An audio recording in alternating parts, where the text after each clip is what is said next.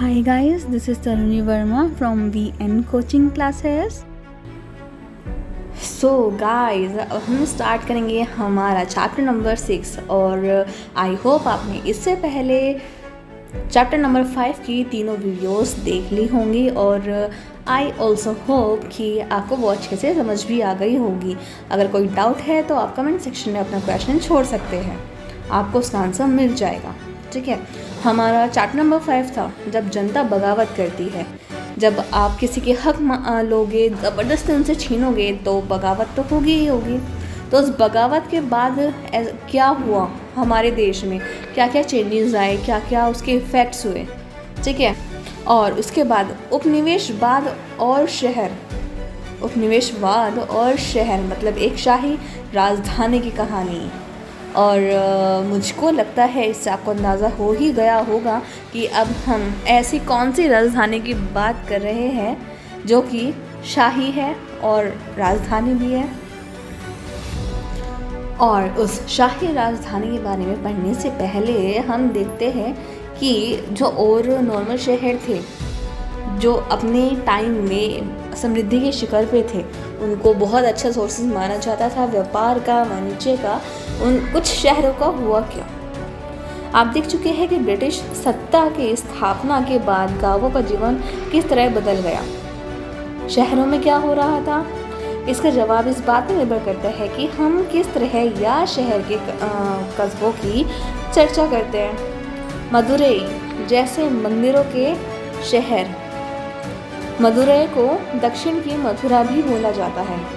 ठीक है, तो मदुरई जैसे मंदिरों के शहर का इतिहास ढाका जैसे उत्पन्न शहरों या सूरत जैसे बंदरगाह या एक साथ कई तरह के काम करने वाले कस्बों से बिल्कुल अलग मिलेगा।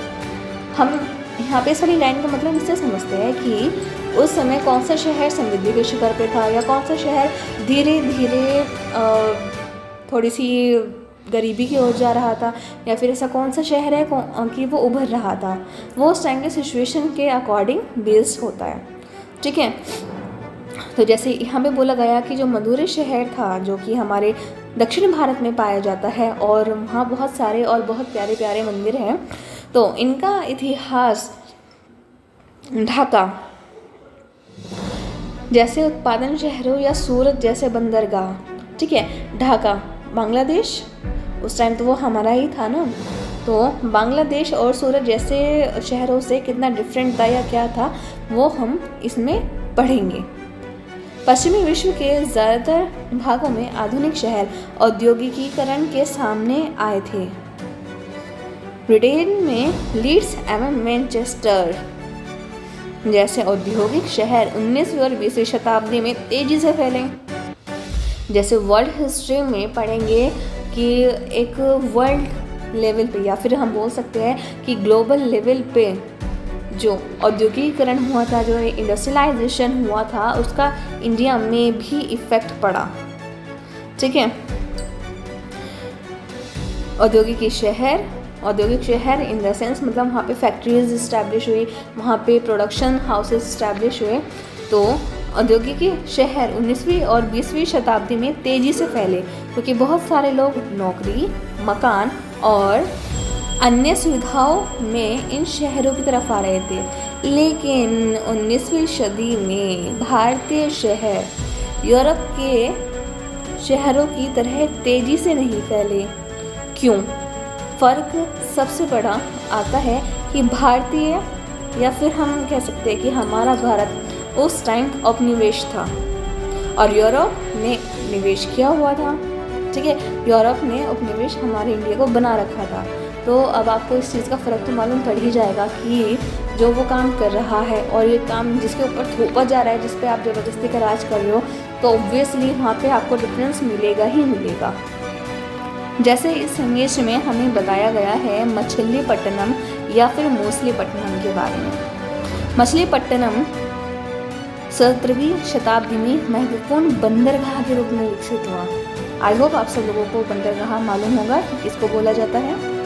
तो महत्वपूर्ण बंदरगाह के रूप में विकसित हुआ था, बट 18वीं सदी के आखिर में जब व्यापार बम्बई, मद्रास और कैलकटा के नए ब्रिटिश बंदरगाहों पर केंद्रित होने लगा तो उसका महत्व घट गया।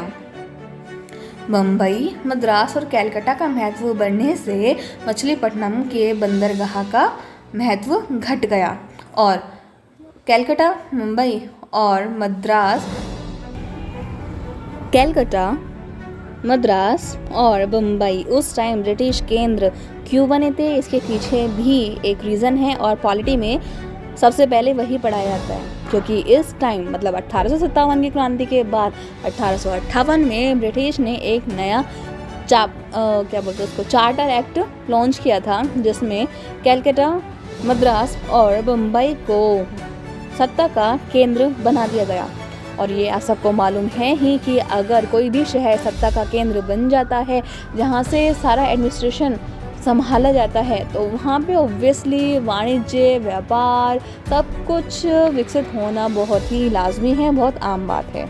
देखिए, जैसे यहाँ पे भी बताया है कि 18वीं सदी के आखिर में कलकत्ता, मुंबई और मद्रास का महत्व प्रेसिडेंसी, तो जहाँ से एडमिनिस्ट्रेशन का काम होता है, जहाँ से प्रशासन का काम होता है, प्रेसिडेंसी के रूप में इन तीनों शहरों का महत्व बढ़ने लगा। तो और ये शहर भारत में ब्रिटिश सत्ता के केंद्र बन गए थे। उसी समय बहुत सारे दूसरे शहर भी कमज़ोर पड़ने लगे। इट वॉज ऑब्वियस, ठीक है।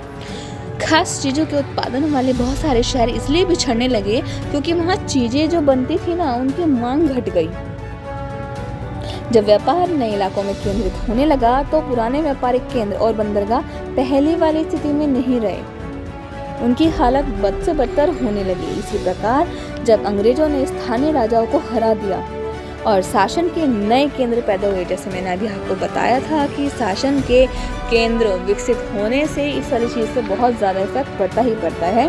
तो शासन के नए केंद्र पैदा हुए तो क्षेत्रीय सत्ता के पुराने केंद्र भी ढह गए। देखिए, ये लॉजिकल सी बात है, जहाँ पहले राज्य होता था अब वहाँ कुछ नहीं हो रहा है, वहाँ से राज्य नहीं चलाया जा रहा है, कोई और उसका केंद्र बन गया, तो ऑब्वियसली जो मेन काम है वो सारे दूसरी जगह शिफ्ट होंगे। अब जब मेन काम करने वाले लोग और मेन काम जब दूसरे शहर में विकसित होगा तो ऑब्वियस है कि उस शहर का महत्व घट जाएगा और जिस जगह वो ट्रांसफ़र हो चुका है उस शहर का महत्व बढ़ जाएगा। तो इस प्रक्रिया को अक्सर विशहरीकरण भी कहा जाता है। मछलीपट्टनम, सूरत और श्रीरंगपट्टनम जैसे शहरों का 19वीं सदी में जो काफ़ी ज़्यादा विशहरीकरण हुआ, ठीक है। 20वीं शताब्दी के शुरुआत में केवल 11% लोग ही शहरों में रहते थे, ठीक है। विशहरीकरण क्या होता है उसे समझने से पहले हम देखते हैं कि शहरीकरण क्या होता है।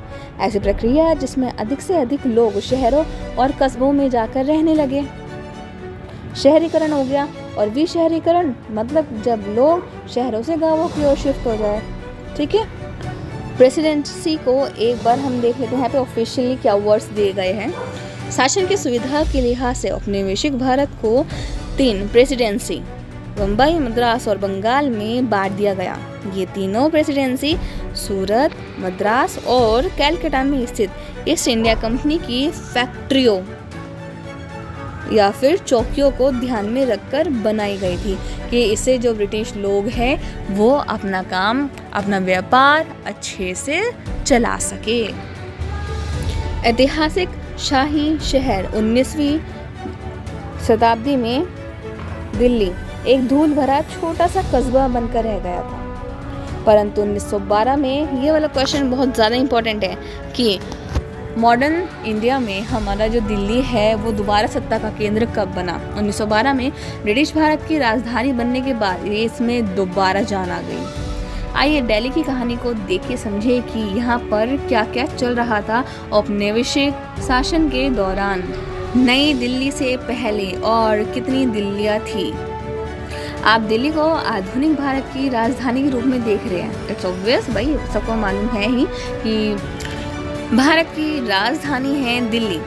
तो क्या हमें मालूम है कि जो यह शहर 1000 साल से भी ज़्यादा समय तक राजधानी रह चुका है।